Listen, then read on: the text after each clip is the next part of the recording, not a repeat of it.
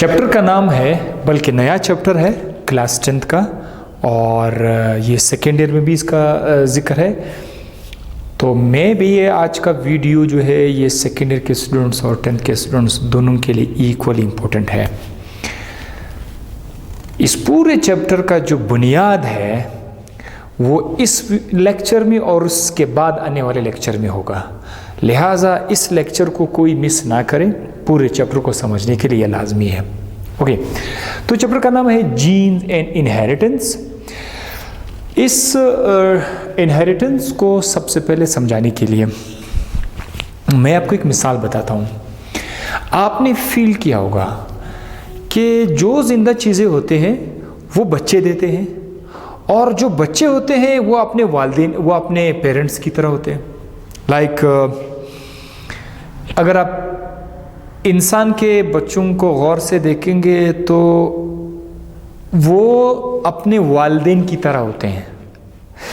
कैसे? वालिदैन के पास भी 2 कान होते हैं, 2 आँख होते हैं, जिल्द होता है, हाथ होते हैं। जितने बॉडी पार्ट्स वालिदैन के साथ के पास होते हैं उसी तरह उनके बॉडी के पार्ट्स बच्चों के अंदर भी होते हैं। इसी तरह बिल्ली पर आप गौर करें, बिल्ली के जब बच्चे हो जाते हैं तो उनके जो बच्चे होते हैं वो भी बिल्ली की तरह होते हैं। थोड़ी बहुत डिफरेंस होती है बच्चों का अपने वालिदैन से, बट बेसिक पार्ट्स एक जैसे होते हैं। सांप का बच्चा सांप की तरह लगता है, शेर का बच्चा शेर की तरह लगता है, हाथी का बच्चा हाथी की तरह लगता है। कलर वगैरह का थोड़ा सा फर्क जरूर आएगा, लेकिन इसके पीछे रीज़न क्या है कि ये जो माँ बाप से बच्चे होते हैं उनका शक्ल अपने माँ बाप की तरह होते हैं। इस रीज़न का इसका जो जवाब है वो आपको इस चैप्टर में मिलेगा, जिसका नाम है इनहेरिटेंस। इस चैप्टर में आपको मिलेगा। तो पहले कुछ बेसिक टर्म्स हैं, ये आप देख ले, इन टर्म्स को समझ लीजिए। कौन से टर्म्स है? सबसे पहले है इनहेरिटेंस। इनहेरिटेंस का मतलब क्या है? वालिदैन से, पेरेंट्स से खसूसियात का। खसूसियात यहाँ पर बहुत ज़्यादा इंपॉर्टेंट है। ये जो लफ्ज़ लिखा हुआ है कैरेक्टर्स, और इसका दूसरा नाम है ट्रेट। आप अक्सर बुक्स में देखते हैं कैरेक्टर्स या ट्रेट्स।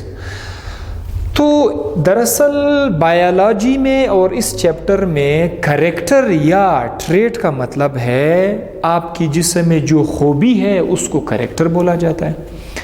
मिसाल के तौर पर आपके आंखों का रंग, आई कलर, किसी का ब्राउन है, किसी का ब्लैक है, किसी का ब्लू आइज है, तो वो कैरेक्टर है।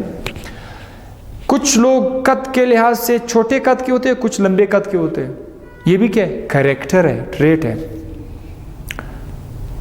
कुछ लोगों का स्किन ब्राउनिश है, कुछ लोगों का स्किन वाइट है, कुछ लोगों का स्किन ब्लैक है, तो ये एक स्किन का कलर भी क्या है? कैरेक्टर है, ट्रेट है। आपके बॉडी में 2 हाथ होते हैं, ये आपके कैरेक्टर है। 2 टांगे होते हैं, ये आपके कैरेक्टर है। 2 आंखें होती हैं, ये आपके कैरेक्टर है। तो जो कुछ आपको नजर आ रहा है ये आपके कैरेक्टर्स होते हैं, इनको ट्रेट्स भी बोला जाता है। इंसान के अलावा आप ये फार्मूला प्लांट्स में भी यूज़ कर सकते हैं। प्लांट्स में आपके पास फूल नज़र आएगा, और फूल का जो कलर है, कुछ फूल सुर्ख कलर के होते हैं, कुछ येलो कलर के होते हैं, तो ये फूलों का कलर भी कैरेक्टर है, वो भी ट्रेट है। बीज का अपना कलर है, बीज का अपना शेप है, बीज भी कैरेक्टर में आएगा, ट्रेट में आएगा। सो वालिदैन से कैरेक्टर बच्चों में चले जाते हैं। तो जो बच्चों में कैरेक्टर जाएंगे वालिदैन से बच्चों में, इस प्रोसेस को क्या कहते हैं? इनहेरिटेंस। जाहिर है हम अपने वालिदैन के ही बच्चे हैं, तो हमारे अंदर जो कैरेक्टर्स नज़र आ रहे हैं आपको, ये कैरेक्टर्स हमें अपने माँ बाप से मिले हुए हैं, अपने वालिदैन से मिले हुए हैं। ये इन कैरेक्टर का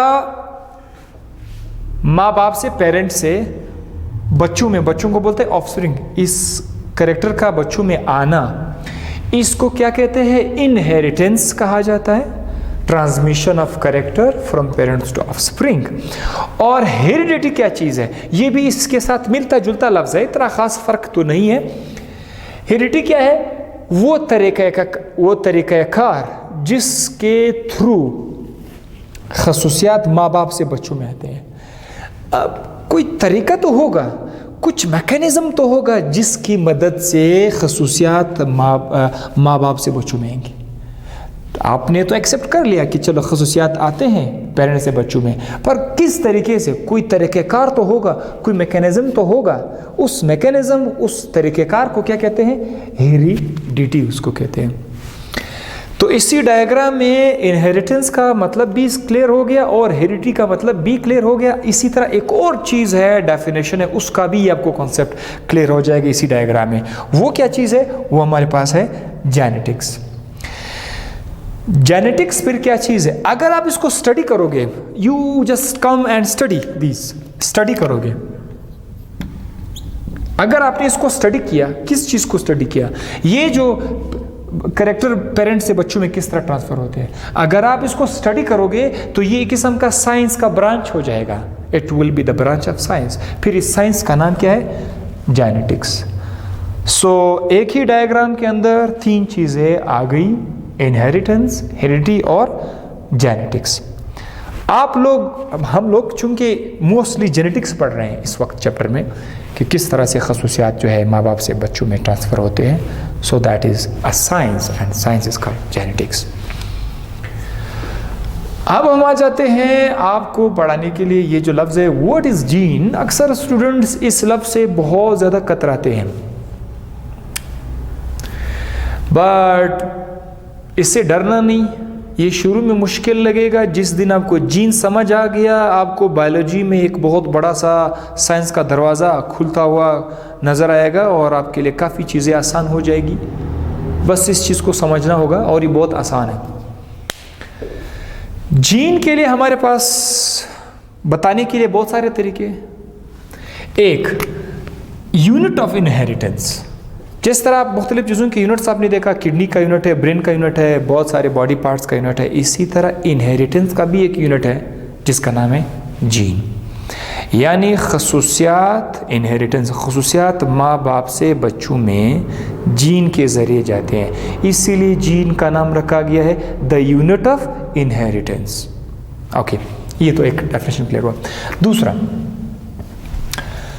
जीन अपने अंदर स्टोर करते हैं किस चीज़ को, मालूमात को। कौन से मालूमात को, बायोलॉजिकल इंफॉर्मेशन को अपने अंदर स्टोर करते हैं और कैरी भी करते हैं। सो ये दो चीज़ें हैं। नंबर वन इज स्टोर करते हैं और कैरी करते हैं किस चीज़ को, बायोलॉजिकल इंफॉर्मेशंस को। बायोलॉजिकल इंफॉर्मेशन क्या चीज़ है, डोंट वरी। बायोलॉजिकल इंफॉर्मेशन जो अभी अभी मैंने आपको बताया था, कैरेक्टर्स को बोलते हैं। आपकी आंखों का कलर, आपके स्किन का कलर, आपके बॉडी के अंदर आंख कितने होंगे, 2 होंगे, ये बायोलॉजिकल इंफॉर्मेशन है। आपके बॉडी के, आपके मुंह के अंदर 32 टीथ होंगे, ये आपके कैरेक्टर्स हैं, ये आपके अंदर बायोलॉजिकल इंफॉर्मेशन है। इसी तरह आपका स्किन का कलर है, हाइट है, सारा का सारा जो है ये बायोलॉजिकल इंफॉर्मेशंस हैं। सो जिस तरह एक यूएसबी, आप इस वक्त सबको पता है यूएसबी मेमोरी कार्ड, यूएसबी या मेमोरी कार्ड में आप लोग अपने डॉक्यूमेंट्स स्टोर करते हैं, मूवीज़ स्टोर करते हैं उसमें, बुक्स स्टोर करते हैं उसमें, सॉन्ग्स स्टोर करते हैं उसमें, ठीक है। जिस तरह यूएसबी के अंदर आपको नज़र कुछ भी नहीं आता, लेकिन उसके अंदर आपने डेटा को स्टोर किया हुआ है। बिल्कुल हमारे जिस्म के अंदर डेटा स्टोर हुआ होता है। हमारे जो ये खसूसियात आपको नज़र आ रहे हैं, इन खसूसियात को एक जगह पे स्टोर किया गया है, उस चीज़ का नाम है यूएसबी। नहीं, यूएसबी तो बाहर है, हमारे बॉडी के अंदर उसका नाम है जीन। स्टोर करते हैं मालूमात को। अब अगर आप ये कहें कि आपके हाथ पे 5 उंगलियां हैं, तो 5 उंगलियों का जीन होता है जो आपको 5 उंगलियां देती हैं। इसी तरह अगर आपका स्किन का कलर ब्लैक है, तो दरअसल इस ब्लैक कलर का जो डेटा है वो आपके जीन के अंदर है। तमाम के तमाम बॉडी का जो डेटा है वो आपके जीन के अंदर है। सो ये बहुत ज़्यादा लाजमी, इस चीज़ को समझना। अगर आप कभी भी अपने बारे में सोचोगे कि आई कलर कहाँ से आया, इसका डेटा आपके जीन के अंदर है। स्किन कलर का डेटा जीन के अंदर है, आपका कद जीन के अंदर है, आपकी ज़हनत जीन के अंदर है, आपके पूरे बॉडी पार्ट्स का जो डेटा है वो जीन के अंदर पड़ा हुआ है। जीन क्या है, कहाँ पर है, वो आपको इधर ही आज ही बताएंगे, ठीक है। Genes are located on chromosome. जैसे आपको पता चल गया कि यार जीन इतनी इंपॉर्टेंट चीज़ें हैं, हमारे बॉडी का सारा डेटा इनके अंदर है, तो ये होंगे कहाँ पर, ये क्रोमोसोम के ऊपर होते हैं। क्रोमोसोम कहाँ पर है, ज़रा इस डायग्राम की तरफ आ जाइए। इस डायग्राम में मैं आपको बता दूंगा। ये एक शख्स है, इंसान है, जो भी है, इसके अंदर जाहिर है बहुत सारे सेल्स हैं, बहुत सारे सेल्स हैं, इसके बॉडी में बहुत सारे सेल्स हैं, मैनी ट्रिलियंस ऑफ सेल्स होते हैं। इन सेल्स में से एक सेल को मैंने बाहर निकाला, ये आपके सामने है, एक सेल को बाहर निकाला। इस सेल के अंदर अगर आप देखोगे गौर से तो यहाँ आपको न्यूक्लियस नजर आएगा, एक न्यूक्लियस नजर आएगा। इस न्यूक्लियस को भी आप बाहर निकालें ज़रा, इस न्यूक्लियस को भी अगर आप बाहर निकालोगे, देखोगे तो इस न्यूक्लियस के अंदर ये रहा आपका न्यूक्लियस। न्यूक्लियस के अंदर आपको छोटे छोटे धागे नुमा चीज़ें नज़र आएंगी जिनका नाम है क्रोमोसोम्स। ये जो न्यूक्लियस के अंदर क्रोमोसोम्स होते हैं ये मुख्तलिफ जानदारों में मुख्तलिफ होते हैं। अगर इंसान का न्यूक्लियस है तो फिर यहाँ पर 46 क्रोमोसोम्स होंगे, राइट।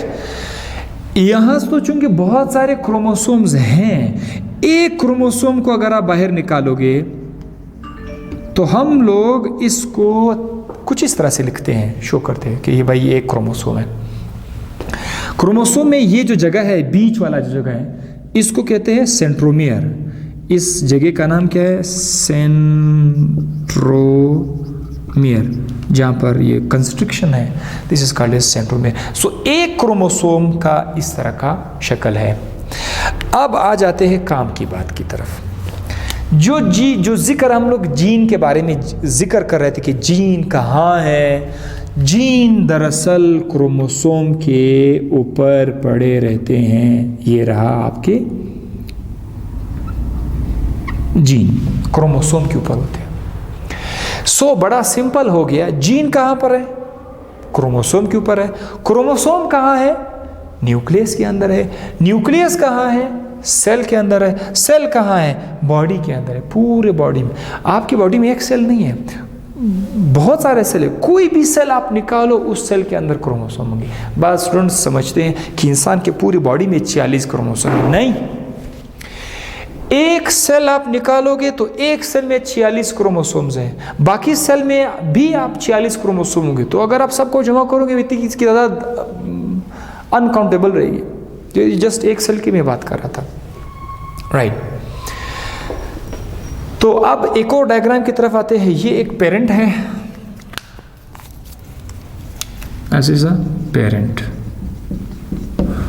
और जब उस पेरेंट से बच्चे हो जाते हैं तो खसूसियात, सारे के सारे बच्चों में खसूसियात इनके पेरेंट से ही आते हैं। अब एक बड़ा इम्पोर्टेंट क्वेश्चन है कि आखिर वो क्या चीज़ है, व्हाट इज़ दिस, क्या है जो माँ बाप से खसूसियात को बच्चों में लाते। कुछ चीज़ तो होगा, कोई वहीकल तो होगा। जी हाँ, इसका जवाब है जीन्स। माँ बाप से दरअसल बच्चों के अंदर क्या आ जाते हैं, जीन्स आ जाते हैं। इसीलिए जीन्स के साथ साथ कैरेक्टर भी आ जाते हैं। अगर माँ बाप से जीन्स नहीं आए बच्चों में तो बच्चों के अंदर कैरेक्टर भी नहीं आएगा। तो अगर आप चाहते हैं कि बच्चों में कैरेक्टर नज़र आए, माँ बाप वाले खसूसियात बच्चों में नज़र आए, तो माँ बाप से किस चीज़ का आना होगा, जीन का आना होगा। सो ये क्या है, ये जीन है जो माँ बाप से बच्चों में आते हैं। जब जीन आया तो खसूसियात भी आ गए। अब आपके मालूमात के लिए मैं थोड़ा सा एक और चीज़ भी बताता चलूँ कि जीन का मतलब ये है कि माँ बाप से क्रोमोसोम आ रहे हैं। आपको पता है कि जीन क्रोमोसोम के ऊपर होते हैं, तो माँ बाप से क्रोमोसोम आएंगे बच्चों के अंदर। कैसे आएंगे? दूसरी डायग्राम पर आप आ जाइए जरा। ये फादर है, ये मदर है। फादर के अंदर एक स्पेशल सेल बनते हैं जिसका नाम है गेमीट। फादर के अंदर स्पेशल सेल बनेंगे जिसका नाम है गेमीट। मदर के अंदर भी एक स्पेशल सेल बनेगा जिसका नाम है गेमीट। गेमीट। फादर के केस में गेमीट को हम लोग स्पर्म बोलते हैं। फादर के केस में गेमीट को हम लोग स्पर्म बोलते हैं। मदर के केस में गेमीट को हम लोग एग बोलते हैं। फादर के गेमीट में हमेशा क्रोमोसोम्स की तादाद क्या होगी? 23 होगी, 23 होगी। वैसे फादर के अंदर 46 क्रोमोसोम है, लेकिन उन सेल्स में से जो गेमीट वाला सेल्स होते हैं उनमें क्रोमोसोम की तादाद 23 होती है। फादर के बॉडी सेल्स में हर सेल में 46 क्रोमोसोम है, लेकिन फादर के बॉडी में एक स्पेशल सेल बन जाता है जिसको हम लोग स्पर्म बोलते हैं या गेमीट बोलते हैं। उनमें 46 का हाफ यानी 23 क्रोमोसोम्स होते हैं, इसीलिए इनका नाम गेमीट रखा गया है। इसी तरह मदर के पूरे बॉडी में 46 क्रोमोसोम्स होते हैं हर सेल में, लेकिन मदर के अंदर जो एग है उसमें 46 के बजाय हाफ है। उसमें भी कितने क्रोमोसोम्स होते हैं? 23 क्रोमोसोम्स होते हैं। सो फादर से ये वाला सेल और मदर से ये सेल दोनों आपस में क्या करेंगे? मिल जाएंगे। ये सेल इस सेल के साथ क्या करेगा? मिल जाएगा। तो फिर क्या बनेगा? एक नया सेल बनेगा। इस सेल में क्रोमोसोम की तादाद कितनी होगी? 46 होंगी। और ये जो 46 क्रोमोसोम है ये सारे के सारे इस बच्चे में नजर आएगा। ये जो है ये इन दोनों का बच्चा है, ये इन दोनों का बच्चा है ऑफ स्प्रिंग। तो आप जरा देख सकते हैं कि ये जो 46 क्रोमोसोम है ये कैसे आए? 46 में से 23 फादर से आए, 23 मदर से आए। बच्चों के अंदर टोटल कितने क्रोमोसोम हो गए? 46 क्रोमोसोम। आप जरा देखिए, अगर फादर से क्रोमोसोम आ रहे हैं तो फादर से जीन भी आ रहे हैं, क्योंकि आपने पढ़ा था कि जीन क्रोमोसोम के ऊपर होते हैं। मदर से अगर क्रोमोसोम आ रहा है तो मदर से भी जीन आ रहे हैं। तो मदर और फादर दोनों से जीन आ रहे हैं बच्चों के अंदर, राइट। अब ये जो 46 क्रोमोसोम है ये जोड़े की सूरत में होंगे, पेयर्स की सूरत में। ये देखो कितने पेयर्स बनेंगे? 46 चीज़ों का जोड़े के हिसाब से कितने जोड़े बनेंगे? 23 जोड़े बनेंगे। तो ये एक जोड़ा है क्रोमोसोम का, ये क्रोमोसोम का दूसरा जोड़ा है, तीसरा है। इसी तरह से टोटल कितने जोड़े हैं? 23 पेयर्स हैं क्रोमोसोम के, 23 पेयर्स हैं। इसमें हर क्रोमोसोम में से हर जोड़े का एक क्रोमोसोम फादर से आया हुआ है, दूसरा क्रोमोसोम मदर से आया हुआ है। इसी तरह इन 23 जोड़ों में से, यानी टोटल 46 क्रोमोसोम है, 23 जोड़ों में से हर पार्टनर, एक पार्टनर फादर से आया हुआ है, एक पार्टनर मदर से आया हुआ है। ऐसे जोड़े को जिसमें दोनों क्रोमोसोम्स की शक्ल भी एक जैसा हो, स्ट्रक्चर भी एक जैसा हो, सेंट्रोमियर भी एक जैसा हो, ऐसे जोड़े को क्या बोलते हैं? होमोलोगस क्रोमोसोम बोलते हैं। कहीं पे तो मैंने लिखा होगा, यस यहाँ पर लिखा हुआ है homologous chromosome. So homologous chromosome क्या है? 2 क्रोमोसोम्स, ऐसे 2 chromosome which are similar in shape, शक्ल में एक जैसे हैं, साइज में भी एक जैसे हैं, पोजीशन ऑफ सेंट्रोमियर में भी एक जैसे हैं। ऐसे 2 क्रोमोसोम को बोलते हैं होमोलोगस क्रोमोसोम। दरअसल अब पता चला कि इंसान के एक सेल में 23 होमोलोगस क्रोमोसोम्स होते हैं, 23 होमोलोगस क्रोमोसोम या 23 पेयर्स। ये जो 23 है जनाब, इसको हम लोग n भी लिख देते हैं। क्या लिखते हैं? n। इंसान के बॉडी में n हमेशा 23 को बोला जाता है, राइट। ओके, इस तरह एक और टॉपिक भी यहां पर मौजूद है, कैरियोटाइप। कैरियोटाइप क्या है? जितने क्रोमोसोम्स आपको नजर आ रहे हैं, ये जो नक्शा आपको नजर आ रहा है, पूरा का पूरा जो नक्शा है, इस नक्शे को हम क्या नाम देंगे? कैरियोटाइप। ये जितनी भी क्रोमोसोम्स का पूरा नक्शा आपको नजर आ रहा है, ये इंसान का कैरियोटाइप है। अगर आप इंसान के न्यूक्लियस से सारे के सारे क्रोमोसोम बाहर निकालोगे तो ये नक्शा आपको नजर आएगा। इसको क्या कहते हैं? कैरियोटाइप। और आखिरी चीज जीनोम, इसी डायग्राम से आपको समझ आएगा जीनोम क्या है। ये जो क्रोमोसोम्स होते हैं, क्रोमोसोम के ऊपर जीन होते हैं, राइट। इस पे भी जीन होते हैं, इसके ऊपर भी जीन होते हैं, इसके ऊपर भी जीन होते हैं, सारे क्रोमोसोम पर जीन होते हैं। तो अगर आप इन तमाम के तमाम क्रोमोसोम के जीन को आपस में प्लस करोगे, आपस में जमा करोगे, तो उसको क्या बोलेंगे? Genome. So what is genome? Total amount of genetic material और जीन। जेनेटिक मटेरियल और जीन में कोई ख़ास फ़र्क नहीं है। जीन को हम लोग जेनेटिक मटेरियल भी बोलते हैं। सो तमाम के तमाम जीन्स जो क्रोमोसोम के सेट पे अवेलेबल है, ये क्या है? ये क्रोमोसोम का एक सेट है। इस क्रोमोसोम सेट के ऊपर जितने भी जीन्स अवेलेबल है, सबको मजमूई तौर पर क्या कहा जाता है? Genome. All the genes present on all the chromosomes of a cell is called a genome. Hope you understand the lecture. See you tomorrow.